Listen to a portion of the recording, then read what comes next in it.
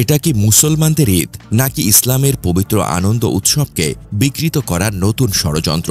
ঢাকা উত্তর সিটি কর্পোরেশনের আয়োজনে ঈদ আনন্দ মিছিলের নামে যা ঘটেছে তা ইসলামের মৌলিক আদর্শের সম্পূর্ণ বিপরীত। মঙ্গল শোভাযাত্রার আদলে ব্যান্ড পার্টি, হাতি ঘোড়ার মূর্তি, ঢোল তবলা বাজিয়ে এক ভয়ঙ্কর বিপদগামী সংস্কৃতি ঢুকিয়ে দেওয়া হয়েছে ঈদের মতো পবিত্র উৎসবের মাঝে। এই মিছিল কি আদৌ ইসলামসম্মত? 1 মাস সিয়াম সাধনার পর মুসলমানদের ঈদ এসেছে আল্লাহর শুকরিয়া আদায়ের জন্য, বিজয়ের আনন্দে তাকবীরে মুখরিত হওয়ার জন্য। কিন্তু সেকুলার দালাল গোষ্ঠী এটিকে বানিয়ে তুলেছে হিন্দু পৌত্তলিক আচার অনুষ্ঠানের মতো।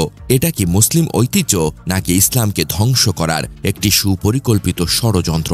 এখন বলা হচ্ছে এটি মোগল আমলের ঐতিহ্য, কিন্তু প্রশ্ন হলো মোগলদের সবকিছু কি ইসলামের অংশ ছিল?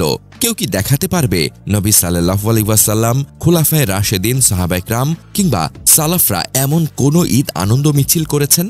ঐতিহ্যের নামে ইসলাম বিরোধী কিছুকে জায়েজ করা যাবে না। ঈদ নবী সাল্লাল্লাহু আলাইহি ওয়াসাল্লামের তরিকায় পালন করতে হবে, কোনো মোগল সম্রাটের রাজকীয় বিলাসিতার অনুকরণে নয়। সাম্প্রতিক বছরগুলোতে লক্ষ্য করা যাচ্ছে ঈদকে স্রেফ একটি আনন্দ উদযাপনের উৎসবে পরিণত করার চেষ্টা চলছে। ধর্ম যার যার, উৎসব সবার, এই স্লোগানের আড়ালে মুসলমানদের ঈদকে অপসংস্কৃতির একটি মঞ্চে পরিণত করা হচ্ছে। তাদের উদ্দেশ্য একটাই, মুসলমানদের ঈদকে এমন একটি জাহিলি সংস্কৃতির সাথে মিশিয়ে দেওয়া যাতে ঈদের প্রকৃত শিক্ষা, তাকওয়া ও আল্লাহর প্রতি আনুগত্যের অনুভূতিগুলো মুছে যায়। এক সময় এই অপসংস্কৃতির এতটাই বিস্তার ঘটানো হবে যে মুসলমানরা আর বুঝবেই না ঈদ আসলে কিভাবে পালন করতে হয়। এইসব ইসলাম বিরোধী কর্মকাণ্ড যদি এখনই প্রতিহত করা না হয়, তবে এক সময় দেখা যাবে ঈদ, রমজান, কুরবানি সবকিছুই একে একে বিকৃত হয়ে যাবে। ধর্মীয় আচার অনুষ্ঠানগুলির মধ্যে ইসলামের কোনো অস্তিত্বই থাকবে না, বরং সেগুলো পরিণত হবে স্রেফ একটি লোকাচার বা আনন্দ উৎসবে।